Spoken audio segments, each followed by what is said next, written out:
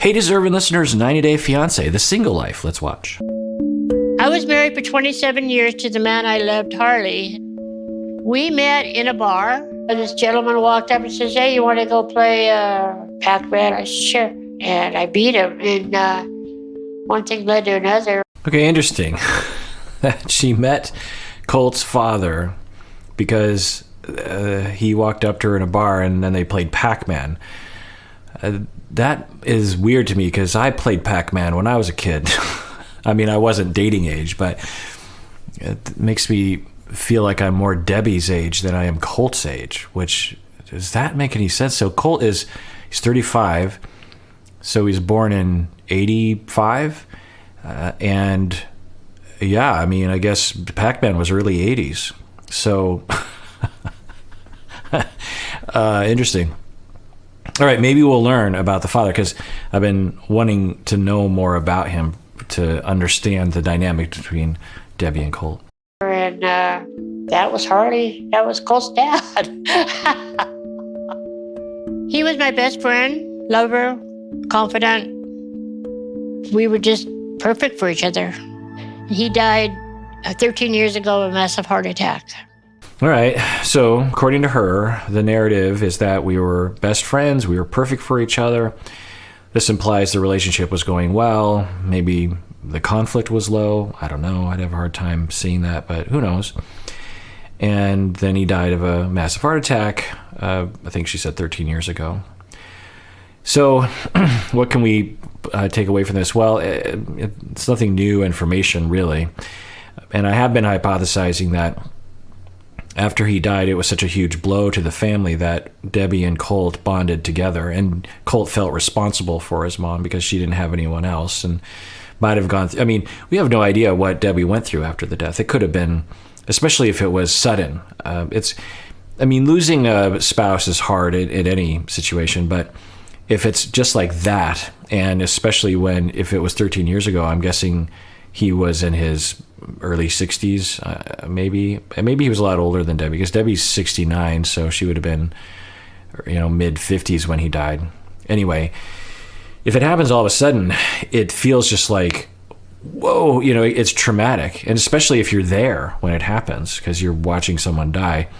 You can have a very complicated, prolonged grief process that can involve a lot of depression, a lot of self-destruction, a lot of anger, a lot of avoiding of relationships, and feeling isolated and disengaged from the world and other people. It could be a lot of pain. And Colt, a young Colt, has watched. So Colt would have been in his early 20s. So at the time when he's maybe about to move out, maybe even did live outside the house at that point, looking at his mom, just being like, oh my goodness, And if Debbie didn't have anyone else in her life, and actually sometimes people can go through a loss like that and lose all their connections, because people don't know how to help the grievers of the world. And because you're in such a state, you might actually push people away. And so you can emerge out of a loss like that without any relationships anymore. And so Colt was maybe the only person. So it makes sense in that light, I think. But then we have to ask ourselves, why is Colt the way that he is? Because he has issues, right? He seemingly, I think he even admitted that he's a pathological liar. So that points to some early parenting issues with Colt, and so maybe that they don't exist. Maybe there's there was a perfect family generally, and there wasn't any problems, or there were problems, and Debbie absolutely would complain about them if not for the fact that he's dead, and she doesn't want to sully his name. You'll see that in people. They will it'll feel disrespectful to talk ill of the dead. When I became a widow, I was perfectly happy being a widow and Colt's mom. That was my role. That's what I did. I was happy with it. How would you describe your relationship with Colt? My relationship with my son, how would I describe it? Helicopter mother. Interesting. Helicopter mother. All right. So, because it certainly looks that way, that because we have to trace back to maybe throughout Colt's upbringing that if she were a helicopter mother, it usually means anxious mother, it means overprotective mother, it means controlling mother sometimes. And if that's true, we could see how Colt could develop some pathological lying, because sometimes when you're being controlled that way, you want to branch out and you're being limited in that way. And you might feel like your only way around an unreasonable barrier is to lie. And then you become habitual in that lying. I don't know if that's what's happening, but, it's interesting.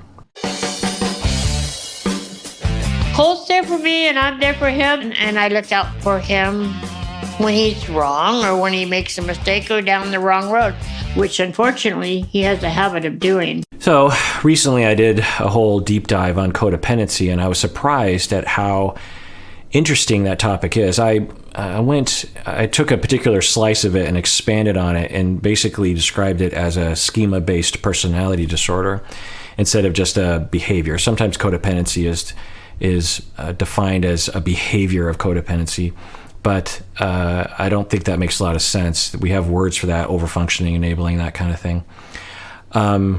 That looks like Seattle. That looks like where the Mariners play. I'm pretty sure that's what that is. I can't tell, but I'm pretty sure that's that sky bridge heading over to it from the parking lot. Side note.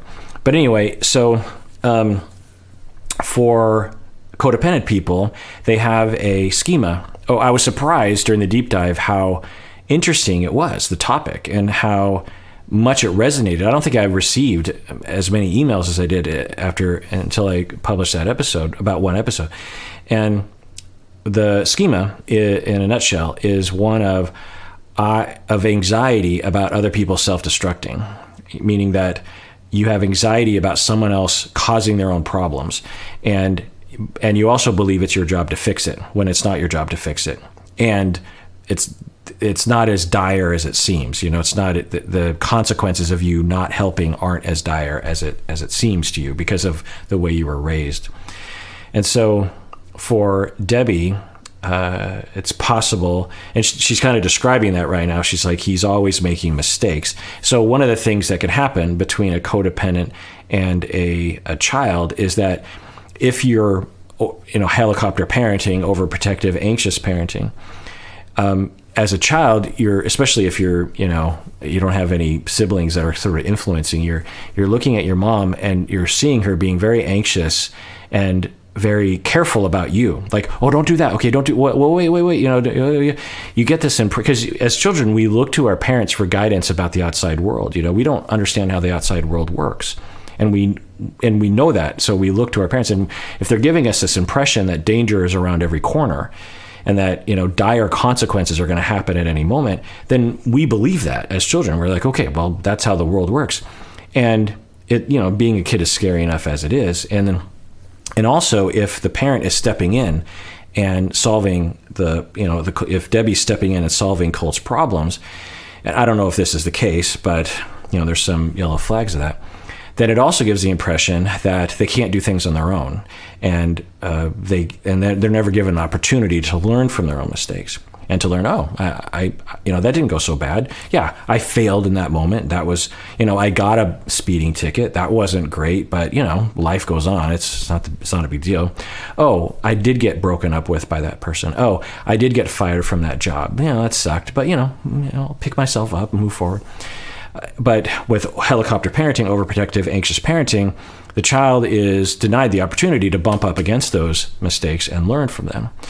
And you can be 35-year-old Colt and still be incompetent in a lot of ways and childish in a lot of ways and immature in a lot of ways, impulsive in a lot of ways. Like he was sending out all those D-pics to everyone. And so why would you do that?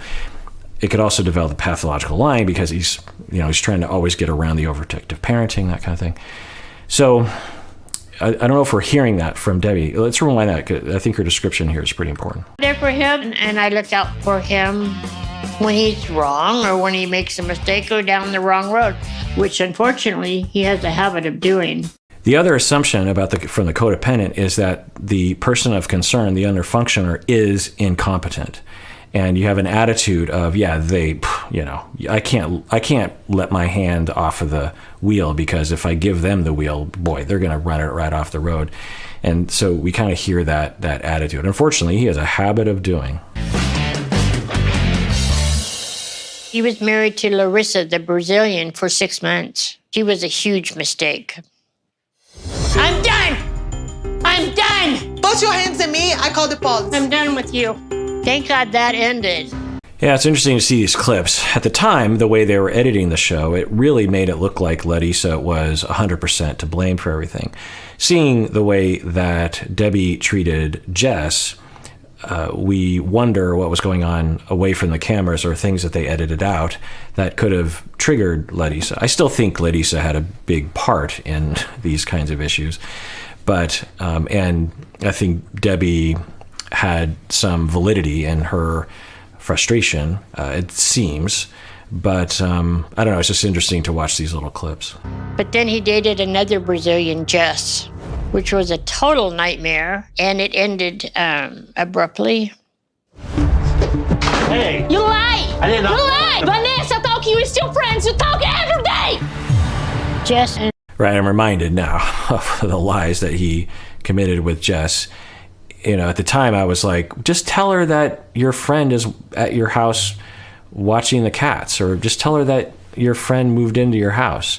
Now, later we learned that him and Vanessa were having an affair behind Jess's back. So Jess's suspicions were completely justified. And if you're Colt, why would you do that? Why would you just break up with Jess? It's like, oh, I'm with Vanessa now. Or why would you even be with Vanessa if you're trying to be with Jess? And then why would you send all those D-pics while you're with Jess? And so, you know, it lends itself to so that's the other thing. The yin and the yang of the codependent is the underfunctioner, and the underfunctioner sometimes, often, will self-destruct in response to the codependency. You know, they believe they're incompetent. So one way of coping with that terrible shame is to just have control over your own incompetence. It's just like, okay, fine. If I'm eventually going to drive this bus off of the cliff, I might as well just drive it off the cliff now, because that's just it's a subconscious self-sabotage, but at least you have some control over the sabotage. And Larissa fought constantly with Colt, and I'm glad it worked out the way it did. The other thing is that with some underfunctioners, they are not given an opportunity to have empathy for other people because they're kind of stuck in a childlike mindset because of the way they're being treated. And so they lack this opportunity to really consider other people's feelings. Because the codependent won't let them. The codependent is like, no, don't worry about that. You're going to screw it up, and just stay a child, and everything will be fine. You know, just stay, don't do anything. And you know, maybe Debbie was kind of doing, you know, I'm going to make your food. I'm going to tell you what to do. I'm going to clean up after you. You know, you're going to live with me, and you know, don't do all these things. And it you know, keeps the person in that position where because what you want to have happen is a transition for the adult child to eventually start to say, oh, my parent is a human being. You know, the hierarchy should start to shift. And in that shift, the child now looks across instead of up at the parent and says, oh, you're a human being, and I'm now at the top with you. You know, we're at the same level, or at least we're close. And therefore, I'm responsible for other people. I'm responsible for your feelings. You know, we don't want 5-year-olds to feel responsible for our feelings, but we do want 25-year-olds and 35-year-olds and 45-year-olds to feel responsible for our feelings, because that's fair. And so when you have that, you are given the opportunity to start to have empathy for other people. You know, does Colt lack empathy for other people? I don't think so. But was it impaired at times, seemingly, with Jess in particular? The other thing that I think, and I've talked about this in other episodes, that might be at play with Colt, I don't know, is this compulsion over social media to flirt. Because if you hit on 11, you know, or 100 different women, and one of them kind of responds, you're like, ooh, you know, it's this jolt of dopamine to the system of like, oh, someone's paying attention to me. Especially if you are incredibly insecure about that, you're going to spend a lot of time at that endeavor. Because now I have a brand new daughter-in-law who I love completely. But, you know, every child grows up, and at a point in their lifetime that they stop needing a parent like they used to. In a weird way, it feels like Colt and I broke up, and I have to get over it and just move on. So originally, people would say, that Colt and Debbie are kind of like a couple, and I'd be like, calm down. They might be enmeshed, but we don't have to sexualize or romanticize their relationship. But then she starts to do that. She starts to she's saying, it kind of feels like we broke up. No, Debbie, it's not like you broke up. It's a very common experience where a child grows up and you're an empty nester. It's not breaking up. Now, on the other hand, it's a loss, it's a change. And so what do I have to say? I think it's fine that someone frames it that way as a, kind of like a breakup, in that it hurts and you have to move on and you have to not give into the impulse to reach out to them all the time. And it's, there was us before and now there's us after this transition.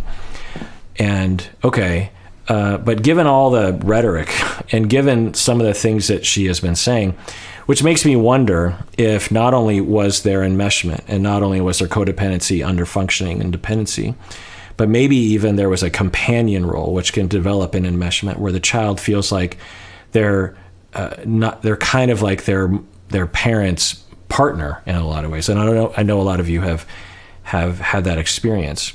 Was that what was happening? Is that why Debbie kind of sees it that way? She's seen Colt as a pseudo husband during this time, a true close companion. And if that's true, usually the children are not enthusiastic about that. They do it because they feel like they kind of have to, and they get some benefits from it, like closeness and power, but they often don't like it overall. And we've kind of heard that from Colt, that he's just like, he doesn't seem as enthusiastic about if there is an enmeshment. But it's hard. Colt's fine now with his wife, and I'm going to go out and live my life. Tell me about your plans. And from the beginning, what I've been wondering about is, does she have anyone else in her life besides Colt? Because if she doesn't, it makes total sense that she would want to hold on to that relationship, even though he might not want that. But I think he did. I think he likes his mom. And we can't just say, Mom, if I was working with them, and I've worked with families like this, I would never say, Mom, you got to draw some boundaries. What I'd say is, let's get some other people in your life, because if we do that, she will naturally move away from Colt, because she doesn't want to be companion with Colt. She wants to be companion with someone her own age, someone at her level, someone who loves her back romantically. So if we could engineer that, then the family will naturally transition to a healthier state. All right, well, that does it for that episode of Psychology in Seattle. I'm your host, Dr. Kirk Honda. I was with you on this journey, and everyone out there, please take care of yourself, because you deserve it. You really, really do.